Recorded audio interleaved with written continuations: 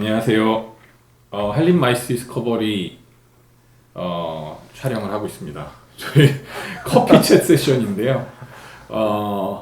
CS, 말도 많고 탈도 많은 CS를 저희 업계 선수들끼리 커피 한 잔 마시면서 이기 보는 시간을 갖도록 하겠습니다. 제목은 CS 진짜 별로야? 라는 제목으로 한번 얘기를 한번 해보겠습니다.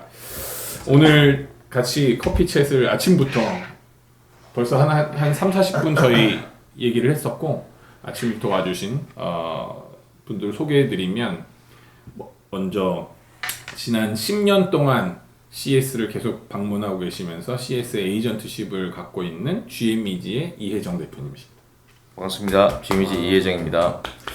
그 다음에 우리 20년 동안 지난 19년 20년 차 19년 에이빙에서, 차 네. 19년 차 CES를 방문하고 계신 에이빙 뉴스 네트워크의 우리 최지훈 대표님. 네, 반갑습니다. 야, 너무 유튜브처럼 하시는구만요. 네. 좋습니다. 어제 축구 보셔가지고 아, 피곤하신 네. 것 같아. 많이 피곤해요. 이겨서 다들 다행입니다. 졌으면 아마 울상이었을 텐데. 졌으면 오늘 이거 유튜브도 없었어요. 레츠고 4강. 우승 가야죠. 우승. 네? 우승? 아, 네. 다들 꿈이 야무지시네요, 다들. 어제 하는 거 보니까 열불이 터지더만. 아, 글쎄요. 마지막에 넣어가지고. 좋습니다. 오늘 그래서 CS에 대해서 오늘 간단하게 우리 이혜정 네. 대표께서 한번 리뷰를 좀 해주시고, 네네. 그 다음에 또 최지훈 대표님께서도 미디어 측에서의 시각으로 한번 CS를 한번 얘기하는 시간을 한번 가져볼게요. 오늘은 가볍게 커피 한 잔씩 다들 하고 계시니까 커피 챗, 네. 커피 챗이고, 근데 요새 SNS에 난리가 났잖아요, CS가. 뉴스부터 시작해서 기사부터 시작해서 서로 막 이렇게 디베이트 논쟁이 엄청 붙었어요. 그래서 아마 이 정도로 우리 한국에서 어느 정도 고민하신다는 분들이 이렇게까지 싸울 일인가 하는 행사가 있었나? 그동안? 그런 그렇죠. 생각이 좀 들긴 들어요. 그렇다는 얘기는 뭐 어뷰징이 됐든 뭐가 됐든 이 정도 이슈 메이킹이 계속 된다면 사실 CS 차원에서는 CTA 차원에서는 땡큐인 일이 아닌가라는 생각이 들 정도로 서로 논쟁이 많이 되지만 사실 정반합의 이슈인 것 같기도 하고, 전시회라는 게 저희가 CS를 참여한 지가 저희가 한국에서 적극적으로 참여한 게 얼마나 됐죠? 한국에서 그래도 대기업들은 뭐 오래됐던 한 거. 20년 차 되어 그렇죠. 가는 거고 음. 이런 유레카팍 같은 경우는 사실 유레카팍이 뭘까요? 이 스타트업들만의 스타트업실. 공간 자체가 만들어진 게 사실은 몇 년이 되지 않았잖아요. 2017, 8년쯤. 정확히 연도는 기억은 안 나는데 실질적으로 좀 이렇게 빌드업이 돼서 커지게 된 거는 한 5년이네. 5년 네. 이내. 네. 그러니까 굉장히 어떻게 새로운 영역이 굉장히 커진 네. 거네요, 그죠? 네. 행사 자체로만 네. 보면. 네. 그래서 그러다 보니까 커지다 보니까 참여하는 모수가 굉장히 많아졌고 많아지다 보니까 논의의 장에 많은 게 올라오고 있는 과정이긴 한데, 다른 채널에서는 기술에 대한 이야기를 하고 뭐 이 기술이 어쩌고 저쩌고 얘기를 많이 하지만 저희는 기술보다는 수다일 수도 있으니까. CS 자체로서 어떤 기능을 하고 있는 건지에 대해서 오늘은 얘기 좀 했으면 좋겠고요. CS에서 간단하게, 그러니까 너무 막 역사를 다 설명해 주실 필요는 없고 네. 간단하게 한 번만 좀 설명해 주시죠, CS. 근데 CS 뭐 인터넷이나 뭐 이렇게 찾아보시면 너무 많은 정보들이 나와 있기 때문에 뭐 준비한 자료는 있지만 뭐 가급적 패스하고 많은 이야기를 나누면서 그렇죠. 예, 모르는 사람 진행하겠습니다. 네. CS는 이제 화면에 나오듯이 4,000개 업체가 참가를 하고 있는데 전체 참가가 네. 우리나라 참가는 772개고 유레카파크라고 이제 스타트업이 참가하고 있는 스타트업 한국 기업들은 512개입니다. 그래서 스타트업이 유레카파크 전체가 1,200개인데 512부스 12개 업체가 우리나라 업체다 보니까 사실 그 베네시안 엑스포에서 유레카파크에서의 한국은 지나가는 사람도 한국 사람이 많고 보여지는 부스도 한국 부스가 많은 그래서 사실은 이 부분 때문에 더욱더 이렇게 부각이 이슈가 됐군요. 많이 됐지 않았을까 생각합니다. 왜냐하면 제가 또 말씀을 드리는 건 이제 우측 상단에 보시면은 전체는 이제 미국 그리고 중국 다음으로 우리가 많아요. 근데 중국이 1,100개 업체가 참가를 했거든요. 그렇지만 중국은 부각되지가 않습니다. 그리고 이런 스타트업에는 중국 기업을 거의 찾아볼 수가 없어요. 이게 CTA가 뭐 다들 아시겠지만은 자체적인 승인 기준을 가지고 있고 그 승인 절차를 통해서 우리가 스타트업이 참가하고 싶다고 참가할 수 있는 것이 아니라 그러한 검증을 통해서 컨펌을 받고 부스를 받을 수 있는 제도이다 보니까 그만큼 우리나라가 어쨌든 스타트업이 건강하고 튼튼하고 나름의 이런 성장 가능성이 다른 나라보다 있다. 뭔가 그리고 기준을 많이 올려왔다는 거네요. 우리가. 그렇죠. 네. 그냥 단순히 그냥 돈 낸다고 참여되는 게 아니군요. 네, 유레카파크는. 그렇습니다. 그래서 그 부분도 이제 차차 말씀을 드리겠고, 요 지금 맵이 유레카팍에 대한 맵이고 우측 맵을 보시면 지금 그린 색깔이 사실은 우리 한국 기업들 한국관입니다. 그래서 여기 가면 여기가 CS인가 코엑스인가 뭐 그런 얘기도 막 웃으면서 나누던데 한국관이라는 거는 한국 기업들만 이렇게 다 모아놨나요? 저렇게? 네. 그래서 한국 지원 기관에서 한국 스타트업들을 뽑아서 이렇게 공동관을 만들어냈습니다. 그래서 뭐 네네. 이런 이제 포스텍이라든지 서울대학교라든지 이런 대학교도 많이 있고요. 그리고 뭐 코트라 그리고 중기벤처부 뭐 서울시 이런 지자체 그리고 정부 산하 기관의 이런 공동관도 많이 있습니다. 저 왼쪽에 유레카파크에 팀 프랑스는 뭐예요? 프랑스관이에요, 저게? 네, 저게 프랑스관입니다. 프랑스가 또 크게 나왔네요. 매년 크게 메인 로비에 자리를 잡고 만들어가고 있습니다. 비바테크에 네. 비바테크가 지금 테크 전시에 또 프랑스 애들이 좀 강하니까 네. 그쪽 스타트업 씬들도 이렇게 다 좀 전 세계 굉장히 괜찮은 행사들에 많이 참여하는 거네 프랑스가 네, 생각보다. 그렇습니다. 제가 들은 거는 뭐 예전에 이제 마크롱 네. 총리 때 마크롱. 네, CS에 와가지고 오거나이저랑 딜을 해가지고 아예 라프란치 테크를 저렇게 비바테크에서도 아마 마크롱이 기조연설을 하고 비바테크는 매년 프랑스에서 하는 그럼 매년 확실히 밀어주는 행사인 것 네, 같긴 관심 하죠. 있게 매년 방문해서 리딩을 하고 있죠. 좋습니다. 저희 가면 실질적으로는 저기 뭐 한국처럼 저런 여러 가지 이제 그런 목소리를 좀 키우셔야 될 것 스타트업들 같아요. 관련된 기관들이 다 있어요. 그렇겠죠. 근데 결론은 이제 라프란치 테크라는 하나의 그냥 브랜드 네임으로 같이 움직이는 거죠. 음, 그리고 또 하나 재밌는 거는 뭐 국무총리나 뭐 이런 총리급 이런 사람들 아닌데 기업들이 별로 반응이 없어. 다 자기 할 일하고 비즈니스 미처럼 이랬지. 그런 문제 왔을 때 서양인들의 또 뮤드니까. 네. 네. 라프란치 이게 프랑스 애들처럼 또 브랜딩을 잘 하네요. 네, 브랜딩은 뭐 최고라고 볼 수 있죠. 네. 그렇죠. 그래서 코로나 이후에 뭐 이런 한국의 참가가 상당히 급속히 증가를 하고 있는데 네네. 특히나 올해 2024년이 이제 스타트업이 더블링이 되면서 기존에는 500개, 450개에서 500개 정도의 참가업체였는데 이제 700대 후반으로 넘어갔죠. 그렇게 되면서 지금 SNS에서 상당히 많은 이슈가 또 만들어지고 있는 것 같습니다. 근데 이제 유레카팍은 아무리 뛰어난 스타트업이어도 2년 정도밖에 참가할 수가 없습니다. 네, 연속으로 참여할 수 있는 기간이 정해져 있는 거예요? 네, 2회까지만 참가할 수 있고 그 다음에는 참가할 수가 없는 자격 요건을 박탈이 되는 겁니다. 그래서 유레카파크는 안 돼. 네, 그래서 그 다음에는 이제 일반 기업으로. 기업으로 해서 부스를 나가야 되는 거고 그 능력이 안 되면 못 나가는 거고. 네. 그렇게 되는 거네요. 그래서 뭐 이렇게 악용해서 뭐 때로 다른 새로운 사업자를 내서 이렇게 또 하시는 분들도 있다고는 하던데 뭐 그런 사람들은 많지는 않고요. 뭐 네. 모수가 많아지면 삐딱한 사람도 또 생기기 마련이니까. 네. 좋습니다. 네. 그래서 게리 샤피로가 참 이런 뭐 한국을 유일하게 방문을 이번에 처음으로 했고요. 그래서 프리 CS 기자 간담회를 이제 진행한 바 있습니다. 언제 왔죠? 연말에 왔죠. 11월 달. 11월 달에 네. 행사 한 달 반 정도 남겨놓고. 네, 그죠? 그렇습니다. 그래서 뭐 시도 지자체장들 팀원들 다 만나고. 그러니까 네. 키맨들을 확실하게 만나고 CTA 회장이 네. 물론 우리가 굉장히 많은 매출을 일으키는 나라이기도 하지만 직접 와서 사실 회장이 직접 와서 저렇게 스킨십을 하고 간다는 것도 이것도 굉장히 사실 전시 주최자로서는 전략적으로 잘하고 있는 거예요.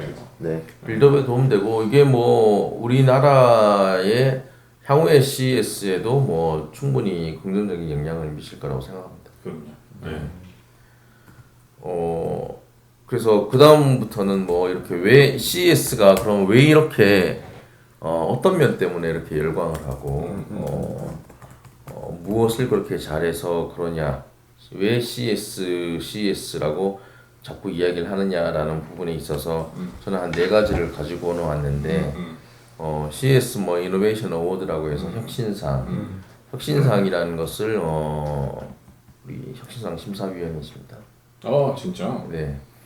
오, 좋게. 혁신상이라는 제도를 만들어서 또 뭐 CS Unveiled라는 또 프로그램으로 승화를 시켜서 아주 잘 활용을 하고 있고요. 또 전 세계적으로는 독보적으로 4,200개 이상의 미디어를 초청을 해서 전시 오픈 전에 이틀간 미디어 데이를 별도로 진행을 라스베가스 호텔에서 진행을 하고 있습니다.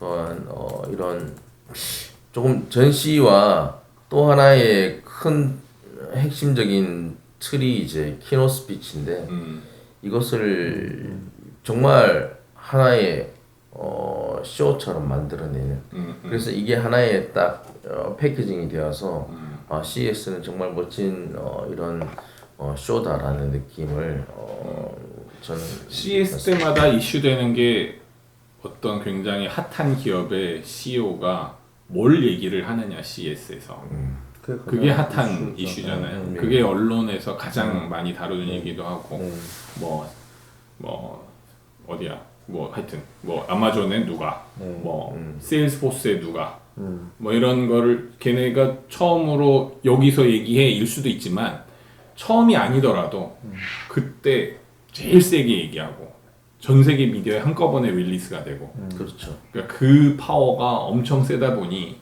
그걸 잘 비즈니스 모델화 시켜서 하고 있는 것도 CES의 특징인 것 같긴 해요, 그죠? 네. 컨퍼런스 세션은 실제로 기업이 신청하는 게 아니라 주관사가 네. 제안을 해서 네, 스테이지에 올린다라고 제가 알고 있는데 맞죠? 그렇게도 있고 지금은 신청도 웹사이트에서 하고 있고요. 뭐 오퍼를 하지만 오퍼를 한다고 해서 뭐 무상 제공은 아닐 거 아니에요. 그렇죠.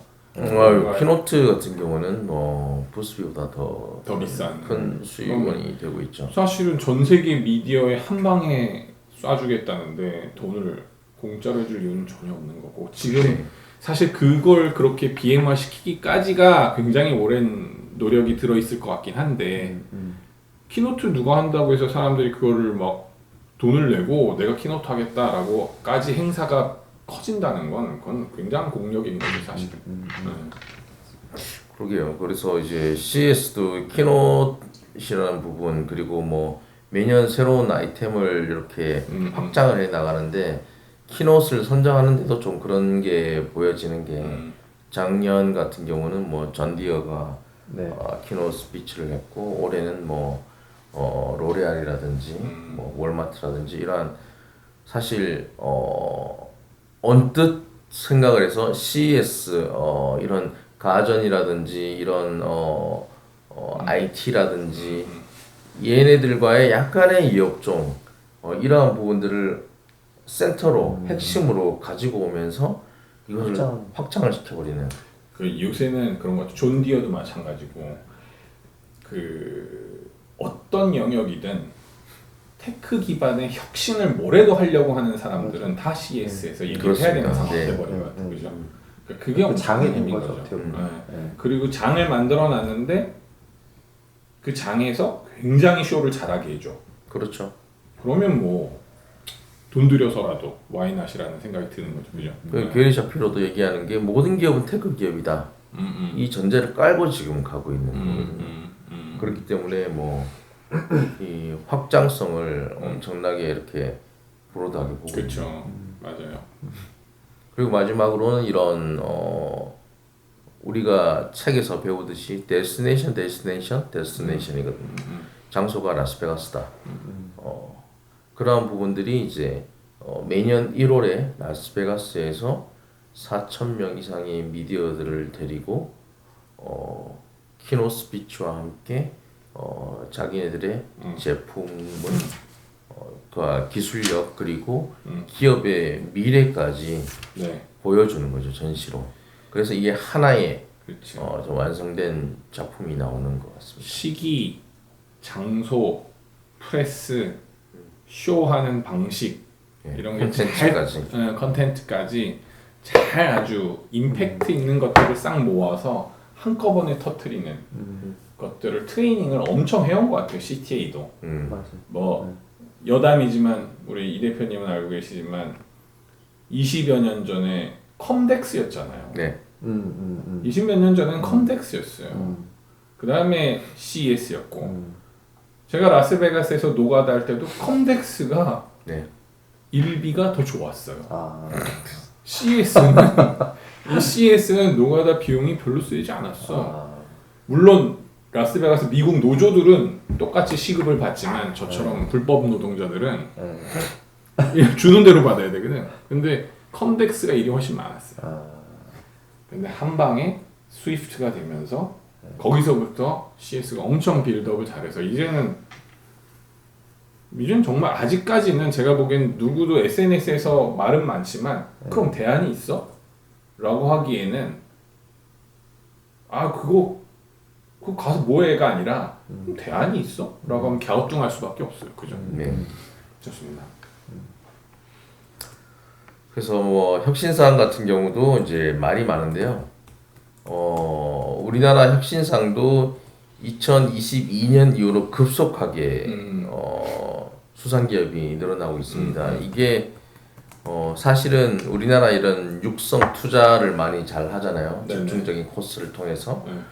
그래서 CS에 지원하는 기관들이 이런 혁신상 컨설팅까지 해주고 있어요. 그러다 보니까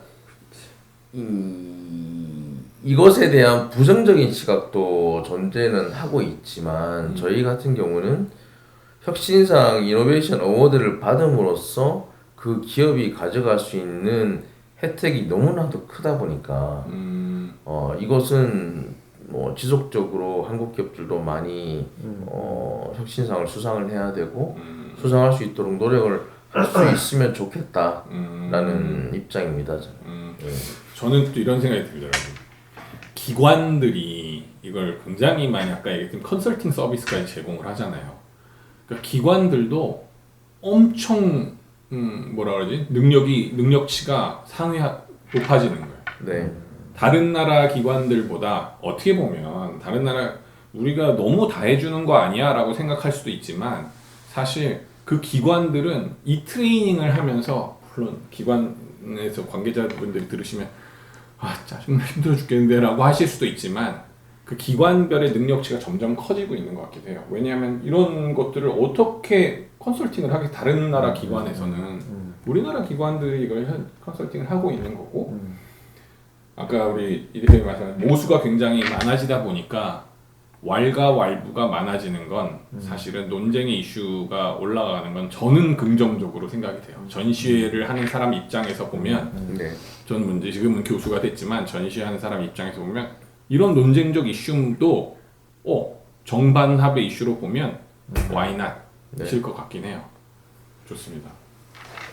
혁신상이 사실 이슈화하는 게 성과 지표를 이제 그걸로 결과물을 어나운싱을 다 해. 지자체들이 기관들이 다른 게 아니라 그렇죠.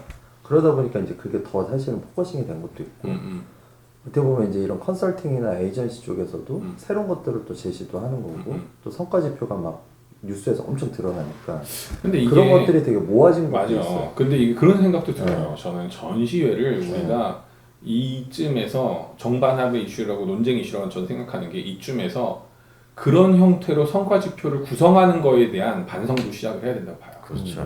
전시회를 우리가 단순히 수치로 빨리 뭔가를 치환해서 이거를 물론 예산이 들어가고 돈이 들어가는 부분이니까 숫자 치환이 필요한 부분은 있지만 그걸 이렇게 치환하니까 중간에서 힘든 사람들이 생기기 시작하는 것 같아요. 그게 아니라 우리가 마이스 비즈니스를 이 대표님도 한 20년 해오셨고 저도 20년 하다가 학교로 와 있는 거고 20년 넘게 보셨잖아요.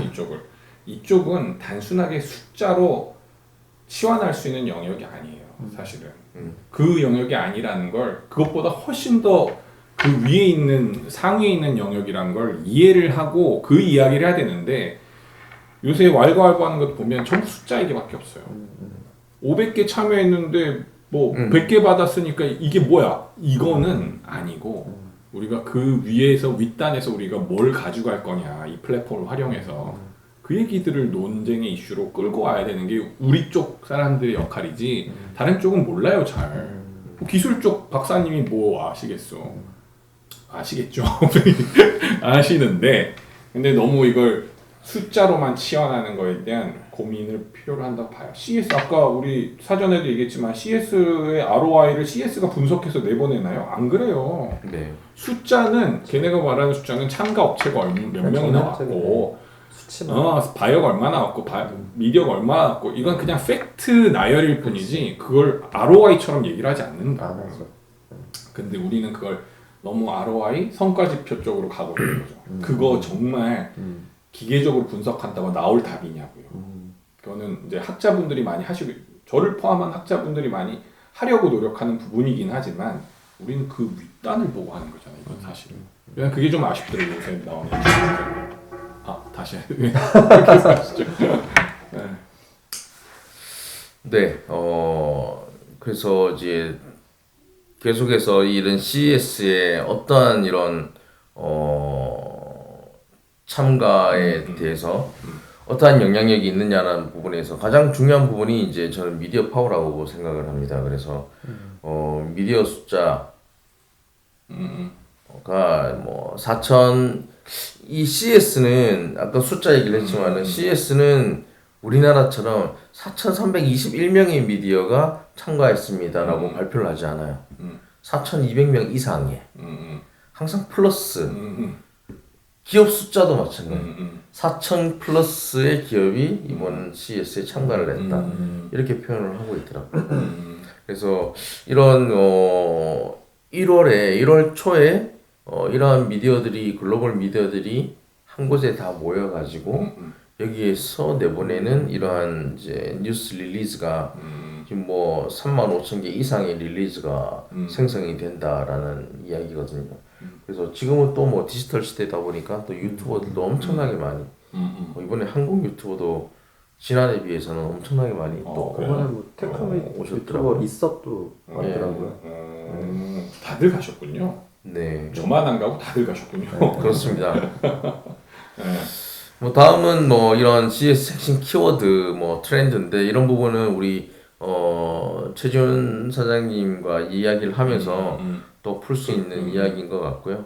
이런 기조 강연 그리고 마지막으로 이런 라스베가스가 정말 데스티네이션으로서의 미디어 도시로서의 역할을 너무나도 모범적으로 잘해서 정말 부럽다.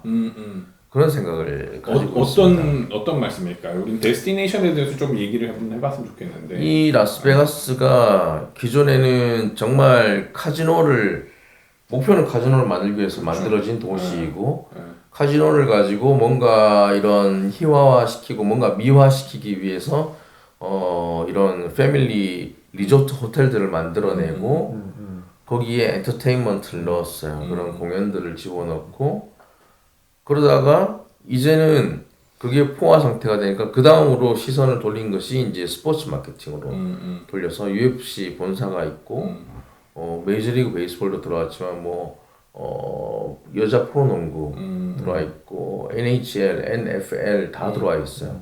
그리고 지금 슈퍼볼을 라스베가스에서 한다는 것을 아무도 생각을 못했죠. 10년 전에는, 5년 전에도. 근데 그게 현실로 이미 되었고, 지난 11월에는 F1을 라스베가스 스트립에서 F1을 했어요. 맞아요. 이걸 10년간 계약을 맺어서 왔고, 이제 올해 1년을 했고, 내년까지는 2년 동안은 이제 맨토리를 해야 되는데, 향후에는 뭐 이런 이제 라스베가스의 의도에 따라서 지속적으로 10년을 채울지 이 주체권을 포기할지는 라스베가스가 선택할 수 있는 그런 조건이라고 합니다. 그래서 지속적으로 이런 매력적인 포인트를 만들어내다 보니까 지금 뭐 캘리포니아에서 유입되는 인구들이 이런 라스베가스 네바다주 자체가 지속적으로 지금 확장하고 성장하고 있는 그런 단계입니다. 물가도 저렴하고. 그러니까 캘리포니아. 도시도 성장을 하지만 도시가 쟤는 안 꾸며도 매력적이었는데 계속 뭔가가 확장이. 붙는 거죠. 그러니까 엄친한데 계속 엄친한 거예요. 얘는 시간이 지나면 지날수록. 그래서 이게 엄친아가 진짜 마이스 도시로서의 그런 만들어 나가는 과정이다 보니까 우리 이런 뭐 전시나 컨벤션 하는 사람으로서는 라스베가스라는 도시 자체가 엄청 부러운 그런. 그러니까 저도 그렇고 우리 이혜정 대표님도 그렇고 하지만 한 3년 정도를 라스베가스에 살아봤는데, 그러니까 되게 극적인 도시인 것 같긴 해요. 도시 자체가 보면 극적인 익스트림한 도시인 것 같기는 해요. 일반적인 도시의 모습은 아니긴 해요. 그런데 그게 아까 얘기하신 것처럼 엄친아인데 조금 있으면 옷도 좀 잘 입어보고 화술도 좋아지고 노래도 잘해지고 기타도 치고 피아노도 치고 이런 느낌인 거지. 그러니까 도시 자체가 그렇게까지 되기 위해서는 사실 정책의 방향이 딱 명확하고 그 길로 오랫동안 가는 거잖아요. 그러니까 우리나라의 지방 도시들 중에서도 컨벤션 센터를 짓고 있고 또 지으려고 하는 등등 많은데, 사실 우리는 그 센터를 지어서 그 주위를 부흥시키려고 하는 건데, 그러려면 그 센터의 매력도와 그 도시의 매력도가 합치가 돼. 정합성이 굉장히 뛰어나야 되는데, 그렇죠. 우리는 그 고민을 많이 하진 않아요. 지으면 되겠지는 아니고 그 정합성에 대한 고민을 엄청 많이 해서 해야 되는데, 사실 그 고민을 안 하고 짓고 센터가 더 잘하면 돼, 발주처에서도 센터가 더 잘하면 돼 라고 얘기하지만 그게 아니거든요. 이 도시는 도시가 엄청 잘한 거예요. 센터도 그렇죠. 그만큼 잘한 거고. 그러니까 그런 것들을 이제 앞으로 우리가 한국에서도 컨벤션 센터가 한 2030년까지는 지금보다 한 1.5배 정도 더 커질 텐데, 규모로 보면 그 규모에 맞는 고민들을 이런 거를 통해서 해야 된다고 생각해요. 그냥 단순히 라스베가스는 카지노와 뭐 향락과 술 뭐 이런 거잖아가 아니라 엄청 디테일한 엄친아거든 사실. 그렇죠. 네, 그 고민이 지역마다 돼야 되고, 그 고민을 그냥 허투루 하면은, 센터는 저는 지역 커뮤니티를 위해서는 굉장히 중요한 역할을 한다고 생각하는데 이것까지 병행이 돼야 된다고 생각을 하죠. 그렇죠. 굉장히 훌륭한 도시예요 사실 라스베가스는. 저는 너무 더워서 힘들었지만 아주 훌륭한 도시예요. 좋습니다. 오늘 천천히 한번 리뷰를 해주셨고, 네.